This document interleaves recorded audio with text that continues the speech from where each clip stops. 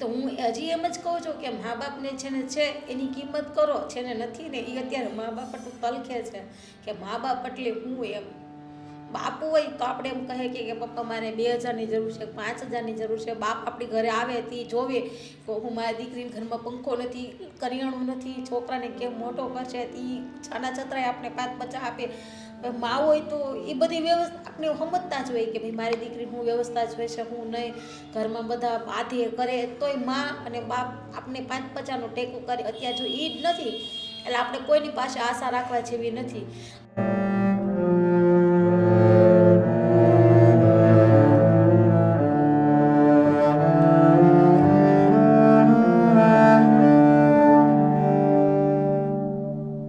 તો બેન, પહેલાં તો મારું નામ નિલેશભાઈ છે. તમારું શું નામ છે?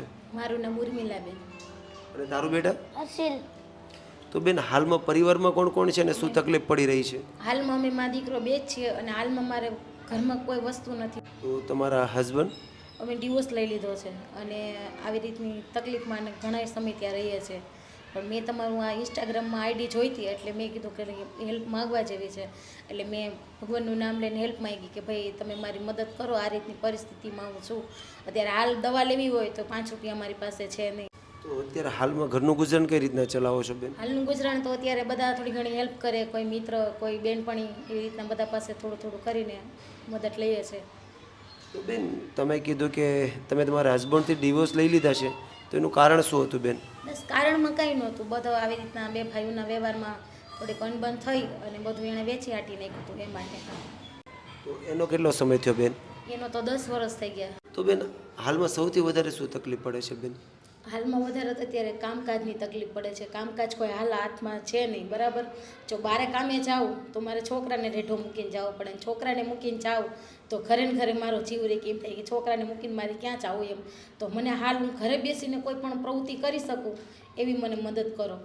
વધારે તો જ્યારે મારા મમ્મી પપ્પા એક્સપાયર થઈ ગયા ત્યાર પછી વધારે મારે તકલીફ છે, કેમ કે મમ્મી પપ્પા હતા તો છોકરાને ત્યાં મૂકીને એની ભેગી હું કામે જાતી અને હાલ અત્યારે એ નથી એટલે કોઈ આ દુનિયામાં છે નહીં. મા બાપ નથી એટલે બધું પૂરું થઈ ગયું. જોકે એકલા રહીને સંઘર્ષ કરીને જ બાળકને મોટો કરવાનો છે, બરાબર. અત્યારે હાલ હું સંઘર્ષ કરવા માગું છું પણ એવી કોઈ મારી પાસે વ્યવસાય નથી કે અત્યારે હાલ પૈસા નથી, બરાબર. ટકનું છે ને ટકનું નથી એવું ગણીને જ મારે હાલવાનું છે. એટલે હવે આમાં મારે આગળ પ્રવૃત્તિ કંઈ કરી શકું ઘરે બેસીને તો એની માટે મને મદદ કરો.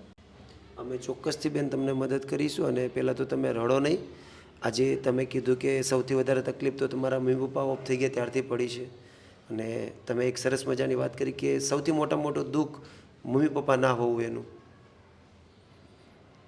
આજે જો તમારા મમ્મી પપ્પા હોત તો તમને કંઈક સપોર્ટરૂપ બની શકતી બેન.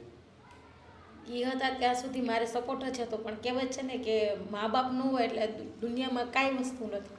ભગવાનને જેટલી પ્રાર્થના કરીએ એટલી આપણા મા બાપને કરીએ ને એટલે એ આપણું બધું દુઃખમ છે. એની પાસે હોય તોય આપણે આપીએ, ન હોય તોય આપણે આપે. જોકે એ હોય ને તો આપણી માટે છત્રછાયા છે. જ્યારે મા બાપની છત્રછાયા માથે તો હોય જાય ને પછી બાળકોને ખબર પડે કે ના મા બાપની કિંમત શું છે એમ. અત્યારે હાલ હું જે પરિસ્થિતિમાં જીવું છું ને લગભગ મારા ફેમિલીવાળા બધા જોતા જ છે, બધા જોવે છે, કોઈ અત્યારે હેલ્પ કરવા રાજી નથી.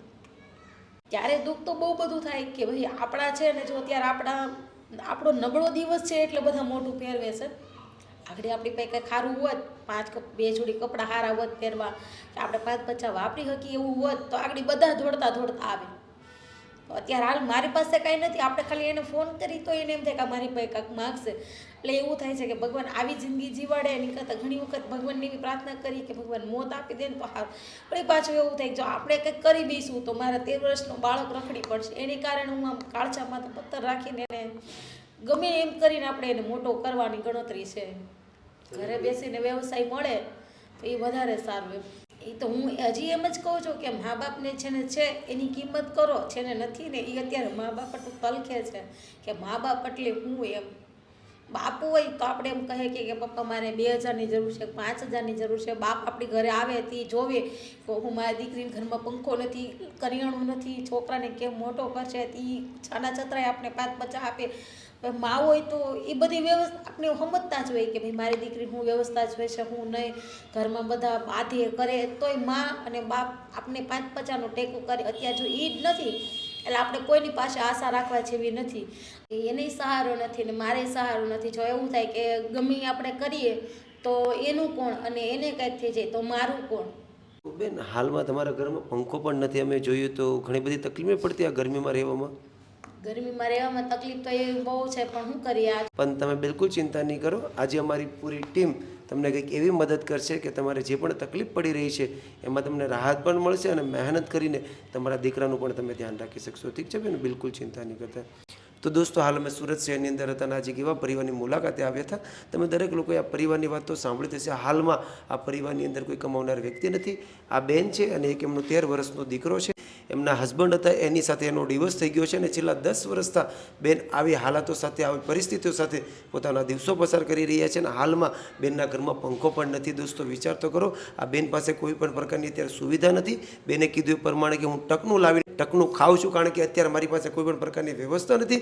જ્યારે હું બીજા લોકો પાસે કામ માંગવા જાઉં છું ત્યારે મારો દીકરો એકલો ઘરે રહી છે, કારણ કે કામ માંગવા તો હું જાઉં છું અને જ્યારે કામ માંગવા જાઉં છું ત્યારે મારા ઘરથી ઘણું બધું દૂર હોય છે. એના કારણે હું કામ કરવા પણ નથી જઈ શકતી. અને બેનની એક જ રિક્વાયરમેન્ટ છે કે મને જો એક સિલાઈ મશીન અથવા કંઈ પણ જો ઘરે બેસીને કામ કરી શકે એવી વ્યવસ્થા થઈ જાય તો મારે જે પણ મહેનત કરવામાં તકલીફ પડી રહી છે, જે ઘર ચલાવવામાં તકલીફ પડી રહી છે, જે આગળ જીવન જીવવામાં તકલીફ પડી રહી છે, એમાં બહુ મોટી રાહત મળે. તો આજે આ બેનને કંઈક આપણે એવી વ્યવસ્થા કરાવી દઈએ કે ઘરે બેસીને મહેનત પણ કરી શકે અને પોતાના જીવનમાં આગળ વધીને પોતાના દીકરાને પણ મોટો કરી શકે. તો બસ દોસ્તો, અત્યારે હાલમાં બેનને જે પણ તકલીફ પડી રહી છે એમાં આજે આપણે સપોર્ટર બનવાની કોશિશ કરીએ. તો બસ દોસ્તો, વિડીયો એન્ડ સુધી જોજો અને તમારા દરેક ગ્રુપમાં વિડીયોને શેર કરજો.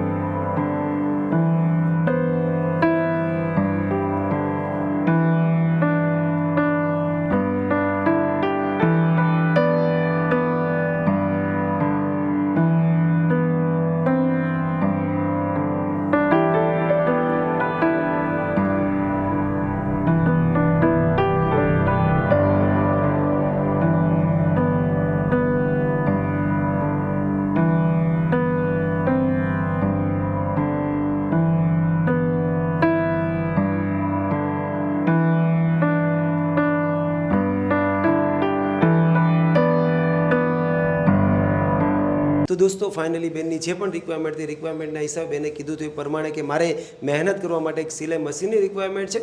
તો બેનની રિક્વાયરમેન્ટના હિસાબે બેનને જેવું પણ મશીન પસંદ હતું એવું ફાઇનલી સિલાઈ મશીન આવી ગયું છે. અને તમે દરેક લોકોએ આગળના વિડીયોમાં જોયું હશે કે બેનના ઘરની અંદર પંખો પણ નહોતો, તો સાથે પંખો પણ આવી ગયો છે, જેથી કરીને બેનને જે પણ જીવન જીવવામાં તકલીફ પડી રહી હતી એમાં બહુ મોટી રાહત મળશે. અને દોસ્તો, આજે આપણને સંપૂર્ણ કાર્ય માટે જેણે સપોર્ટ કર્યો છે એમનું નામ છે હરેશભાઈ પટેલ એન્ડ પિંકીબેન પટેલ. આજે એના સપોર્ટથી, સહયોગથી આ બેનને જે પણ મહેનત કરવામાં તકલીફ પડી રહી હતી, જે જિંદગી જીવવામાં તકલીફ પડી રહી હતી, એમાં આજે હરેશભાઈ પટેલ એન્ડ પિંકીબેન પટેલના સપોર્ટથી, સહયોગથી આ બેનને બહુ મોટી રાહત મળી છે. તો આજે લાઈફ હેલ્પ ચેરિટેબલ ટ્રસ્ટની પૂરી ટીમ હરેશભાઈ પટેલ અને પિંકીબેન પટેલનો દિલથી આભાર વ્યક્ત કરે છે. આજે તમારા સપોર્ટથી, તમારા સહયોગથી એક નિરાધાર બેનને રોજગાર મળ્યો છે. તો આજે લાઈફ હેલ્પ ચેરિટેબલ ટ્રસ્ટની પૂરી ટીમ ફરીથી તમારો દિલથી આભાર વ્યક્ત કરે છે. તો બેન, તમારી જે પણ રિક્વાયરમેન્ટ હતી, રિક્વાયરમેન્ટના હિસાબે સિલાઈ મશીન તો આવી જ ગયું છે.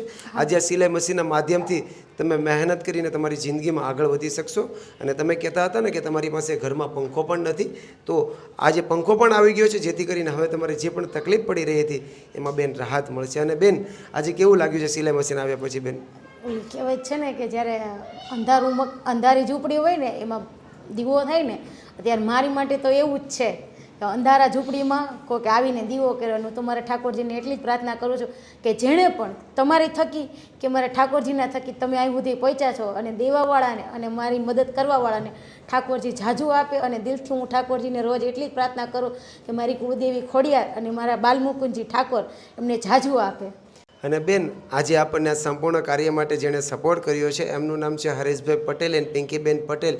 જે યુએસએ અમેરિકાના રહેવાસી છે, આજે એના સપોર્ટ સહયોગથી તમને એટલી રાહત મળી છે. તો તમે આજે એ પરિવારને કંઈ કહેવા માંગતા હોય તો બેન? બસ જો જે પરિવારે મારી મદદ કરી છે, હરેશભાઈ અને પિંકી બેને, એમને હું દિલથી ઠાકોરજીની આગળ એટલી પ્રાર્થના કરું છું કે મને દીધું છે એમને મારા ઠાકોરજી મારી મદદ એમને જાજુ આપે. મારી પરિસ્થિતિ જોઈને એણે મને મદદ કરી છે. અત્યારે પોતાના કોઈ દિવસ કામ નથી આવતા, એની બદલે હું નથી ઓળખતી, નથી જાણતી, પહેચાનતી, પણ હું તો એટલું જ કહું છું કે જ્યારે નરસિંહ મહેતાની ઊંડી ઠાકોરજીએ સ્વીકારી હતી ને, એવી જ રીતના જ મારી ઊંડી જે દેવાવાળા છે હરેશભાઈ અને પિંકીબેન, એમને મારા ઠાકોરજી જાજુ આપે દિલથી. થેન્ક યુ સો મચ બેન, thank you so much. Thank you so much Hareshbhai Patel અને પિંકીબેન પટેલ. આજે તમારા સપોર્ટથી, તમારા સહયોગથી એક નિરાધાર બેનને રોજગાર મળ્યો છે. આજે આ રોજગારના માધ્યમથી બેન 2 પૈસા કમાઈને પોતાની જિંદગીમાં પણ આગળ વધી શકશે અને પોતાના 13 વર્ષના દીકરાને પણ એ સાચવી શકશે અને ઘરે બેસીને જ મહેનત કરી શકશે. એ બહુ મોટી વાત છે.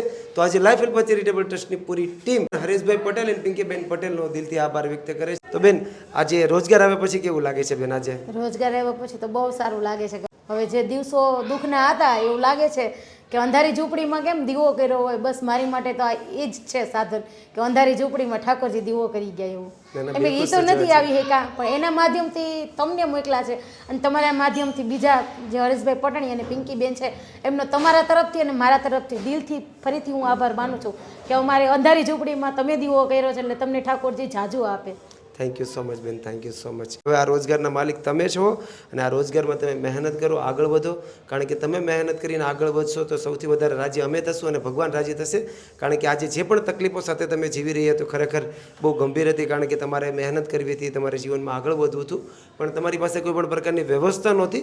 પણ આજે વ્યવસ્થા આવી ગઈ છે એટલે હવે તમે 2 પૈસા કમાઈને તમારી જિંદગીમાં પણ આગળ વધી શકશો. ઠીક છે બેન? સારું, ચાલો અમે રજા લઈએ છીએ. અમને ને અમારી પૂરી ટીમને એવા આશીર્વાદ આપજો કે અમે તમારી જેવા વધારે લોકો સુધી પહોંચી શકીએ અને વધારે લોકોની મદદ કરી શકીએ.